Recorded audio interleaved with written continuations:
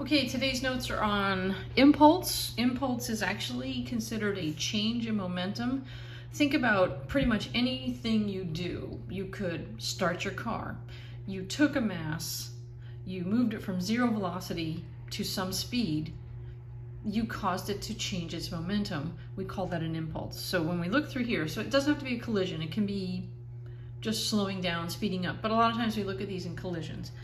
In a collision, an object experiences a force for a given amount of time, which results in a mass, maybe like your car, changing in velocity. This mass change in velocity and this force and time that makes this happen are both interchangeably called both impulse and or change in momentum. So officially, impulse is equal to the force times the time, and we use I equals F times T. Momentum change, the mass doesn't change, it's the velocity that changes. And when we write this out, we actually will say delta P would equal, you can do this a couple ways. You can say P final minus P initial, or we can say delta P equals M V final minus V initial. And this is probably something we'll use more than ever because that's what delta means. But because they're equivalent, we set them equal to each other. And keeping track of units, forces are newtons, time is seconds, mass is kilograms, velocity is meters per second. So when you do force times time, you actually get newtons times second. And when you do momentum, it's mass times kilograms times meters per second. They are equivalent units. So technically you can use either one. So a couple quick examples here. Think about an airbag. I want you to start thinking about if you can reduce the impact of an impulse. There's a couple ways you can do it. You can reduce force or you can lengthen time. So here's an example. When airbags first came out, the intention is to slow down the impact that you would have, say, with the steering wheel. So let's say a car is moving 25 meters per second. It crashes and stops in 0.05 seconds. How much force does a 75 kilogram passenger feel? So we're going to use this impulse momentum relationship. 0.05 seconds, the mass of the person. This is the final velocity, which is 0 because they stop, minus the initial. All right, so it's I can just write here, 0.05 F equals, well, when you multiply 75 times 0 minus this, you're going to get negative 1875. And then when you divide both sides by 0.05, you get negative 37,500 newtons. That's a lot. It's a lot of force. So if you put in an airbag literally, when they were first designed, was to try to multiply the amount of time it takes for that same kind of incident. So some of the early bags were 50 times more. So 50 times 0.05 gives me 2.5 seconds. 2.5 seconds is still really fast. So let's see the difference in the amount of force. Well, we have the same problem. Okay, so it's going to be 2.5 F is still going to be negative 1875. When I divide both sides by 2.5, I get a force now, instead of negative 37,000, I get negative 750 newtons. Now let's talk about these negative. The negative means that it's like a slowing force or it's a force working against you, because if you're in a car and you're slowing down and your body's going forward, the airbag or the seatbelt or something is pushing back at you. So some concepts to think about, because there's some things to think about with impulse. So maybe you've heard the expression roll with the punches. So boxers who train or karate people who train also have to learn how to take a hit. So if someone's hitting at you, you don't lean into it.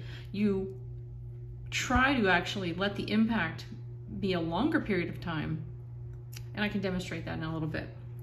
So I also want you to think of like padding. Like when you have padding, say, for the wrestling team, think about when wrestlers are wrestling and they take a takedown, right? Think about if there was no mat, how painful that would be. But having the mat, it's the same amount of impact, but by having a mat there, it actually slows down the impact, actually lengthens the time of impact, because it causes you to squish the padding, and that actually reduces the force. So again, it's about taking an impact of some kind of situation or a change in velocity and causing it to take a longer time will result in less force, so things don't hurt as much.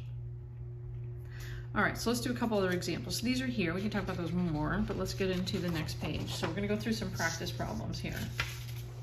All right. So I have two identical cars. You know my cars are square. It's car A, car B. They're both going at 10 meters per second. So V initial is 10, V initial is 10. And there's a brick wall over here. Car A hits it and rebounds. So car A actually bounces off, and its V final would be -3, because if it's a reverse, you have to change the direction. Car B hits and stops. Oops, V equals 0. Which one has the greatest change of momentum? So change of momentum is mass, and I'm going to use V final minus V initial. Told you we'd use that more. So in case A, the change of momentum is, first of all, they're both 1,000 kilograms. -3 minus 10. In this case, the change of momentum would be 1,000. He ended at a stop, minus 10. Well, -3 minus 10 is going to be -13 times 1,000 is going to be -13,000 kilogram meters per second. Or you can say Newton seconds. In this case, this is just going to be -10 times 1,000, so this is -10,000 Newton seconds, or kilogram meters per second. So this one has the greater change of momentum because maybe they had a bumper on here, maybe they had a spring, something that actually transferred. This is a bigger impact than this because it was able to actually push it backwards. All right, next one. So Rhonda has a mass. So I'm going to make my list. Mass is 60 kilograms and is riding in her sports car. So her velocity initial is 25 meters per second and hits the brake to avoid a dog. So we're going to assume that she stops with a 0 velocity. And she strikes the airbag, which brings her to stop in an amount of time of 0.004 seconds. The question is, what force does she feel from her seatbelt? So F is my question mark. So this is where we're going to put the two formulas together. The impulse equals the change of momentum. So F times 0.004 is going to be 60, and again, it's 0 was her final velocity minus 25. So 0.004 is going to equal, let's see, when you multiply this out, you're going to get -1,500, because 0 minus 25 is -25 times 60. And when you divide both sides by 0.004, sorry, I forgot my F there, your force is going to be 375,000 newtons. That's a huge, tremendous amount of force. Happens though. The idea is if you can increase this time for the impact, that force will greatly reduce. So let's say she had not been wearing her seatbelt and didn't have an airbag, maybe it was an old car. What would happen if she was stopped by the windshield in this amount of time? So I'm going to take the same thing. So let's take its force times 0.001. She's still 60, she's still stopped. So 0.001 F is going to be equal to the -1,500. That force, when you divide both sides by 0.001, now we're in the millions, 1,500,000 newtons. Tremendously amount. So that amount of time being shortened made a greater force. If I can make that time longer, I can reduce the force, and it makes things a lot safer. Which is what the purpose of stretchy things like bungee cords and cushioning and pillows and things like that we use, and airbags. All right, so a hockey player applies an average force of 80 newtons. So force is 80 newtons. He's applying it to a puck of mass 0.25 kilograms. And it hits the puck for a time of 0.1 seconds. What is the impulse? So impulse by itself is just force times time, which in here is going to be 80 times 0.1. So we're going to have 8 Newton seconds. And it's positive. He's hitting it, it's going in the same direction as the puck. It's not going against him. So it's going to be a positive. But if the puck started at rest, what velocity? So we're looking for a final velocity. And we assumed it started at rest. So this is where I'm going to say my impulse, Ft, equals m delta v. Well, I already know this from here. So this is 8. The mass of the puck was 0.25. And we want V final minus 0. Okay, so 8 equals 0.25 V final. Divide your sides by 0.25. Your V final is going to be 32 meters per second.